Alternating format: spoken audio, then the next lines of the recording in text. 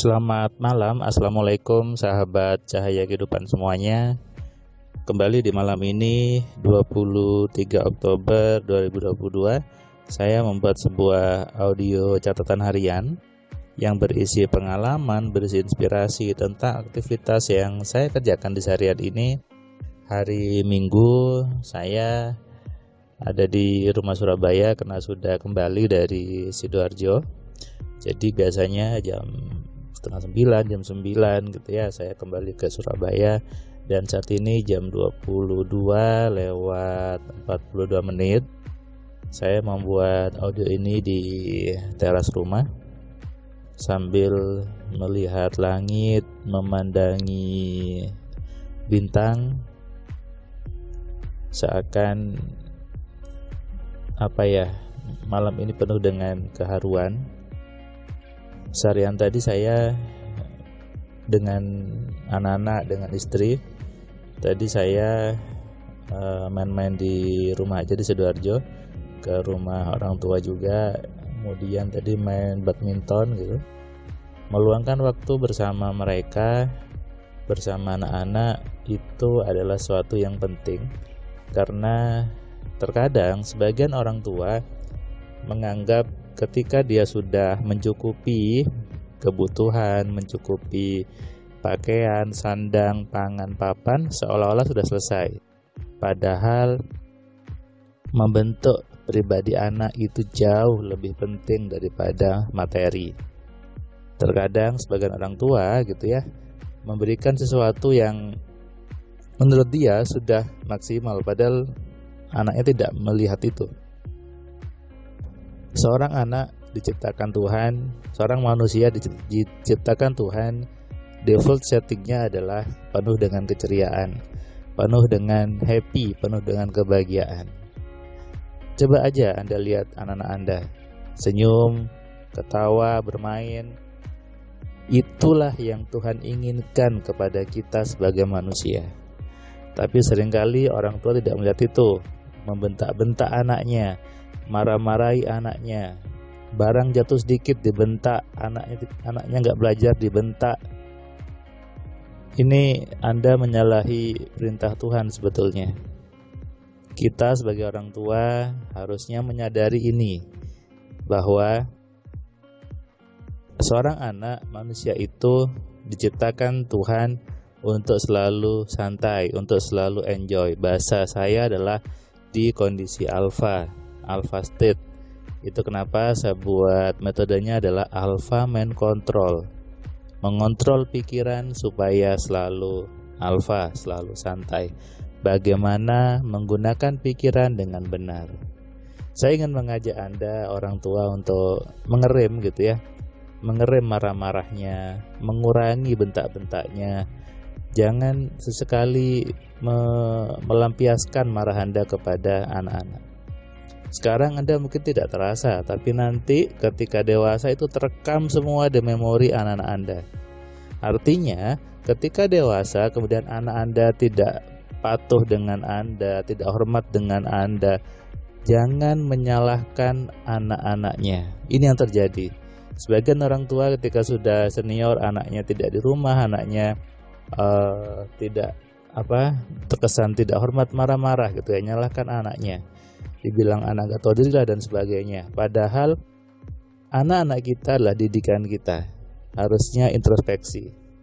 Saya menjaga anak-anak saya untuk selalu happy, untuk selalu bahagia. Jadi selalu meluangkan waktu untuk bermain apapun yang mereka mau. Hari Minggu, bahkan pagi saya ngantar sekolah gitu ya, selalu menyempatkan untuk bermain. Begitu juga dengan istri saya, selalu bermain dengan anak-anak saya gitu ya. Bagi kami, kebahagiaan itu adalah ketika bisa bermain-main, mencukupi semua kebutuhannya, dan berada di sebuah tempat yang bagus. Nah, saya ingin mengajak kita sebagai orang tua yang sudah punya anak gitu ya, ataupun yang belum, yang sedang progres punya anak, yang ingin menikah. Anda harus tahu bahwa menjadi orang tua itu butuh ilmu, butuh kemampuan untuk mengelola dirinya, mengelola pikirannya. Karena terkadang sebagian orang tua menganggap anak itu sebagai sebuah objek.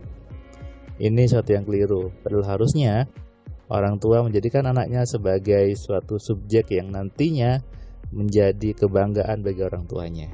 Makanya orang tua yang hebat melahirkan anak yang hebat juga. Orang tua yang pintar pasti bisa membentuk anak yang pintar. Orang tua yang kaya membentuk anaknya jadi kaya.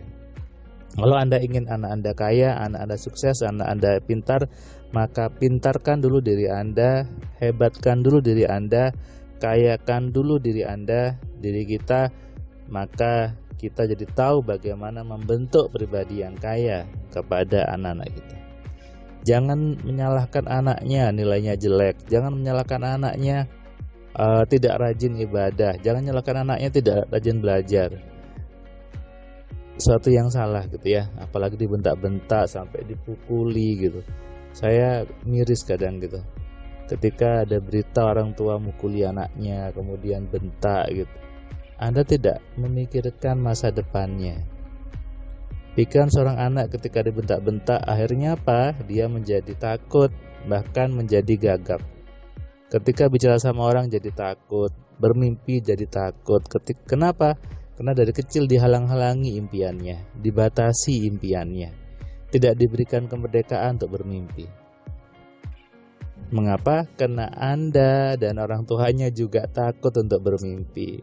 Inilah pentingnya orang tua belajar bagaimana menggunakan pikiran dengan benar, bagaimana mengelola pikirannya dengan benar, sehingga itu bisa dimaksimalkan, bisa digunakan untuk kebaikan hidup manusia. Sehingga kalau setiap orang tua menyadari ini, menyadari bahwa anak-anak boleh dibentuk, anak-anak harus disayangi bukan dibentak, dipeluk, dicium, dirangkul. Seorang anak ketika dihargai, dipeluk, dikasih sayangi, pasti dia nurut dengan orang tuanya. Tidak perlu kita marah-marah, tidak perlu kita bentak-bentak, pasti nurut. Kenapa? Karena fitrahnya manusia mencari kenyamanan, mencari kasih sayang. Ketika seorang anak itu menemukan kenyamanan di orang tuanya, dia pasti nurut. Celakanya adalah dia tidak menemukan itu di rumah, menemukannya di luar, sehingga dia lebih nyaman di luar rumah daripada dalam rumah. Ini yang banyak terjadi. Muncullah kenakalan remaja, muncullah anak-anak membentuk geng-geng sendiri di luar rumahnya. Kemudian Anda nyalahkan anaknya, nyalahkan pergaulan. Orang tuanya lupa kalau dari kecil orang tuanya yang harusnya membentuknya, orang tuanya yang harus mencontohkan kepada anak-anaknya. Sekali lagi, kita orang tua introspeksilah, merenunglah. Sudahkah saya memberi contoh kepada anak saya? Sudahkah saya memberikan toladan kepada anak saya? Ataukah saya hanya bisa menyuruh saja? Ayo mulai perubahan dari diri sendiri, dari diri kita, bukan memaksa ke anaknya. Setiap perubahan dimulai dari sekarang, dari diri sendiri, dan mulailah dari hal yang kita bisa. Buat Anda yang belum subscribe, silakan klik tombol subscribe-nya dan Anda nyalakan loncengnya supaya Anda dapat notifikasi setiap ada video baru di Cahaya Kehidupan. Salam sehat, salam kaya, salam cerdas. Dari saya, Firman Pratama. Assalamualaikum.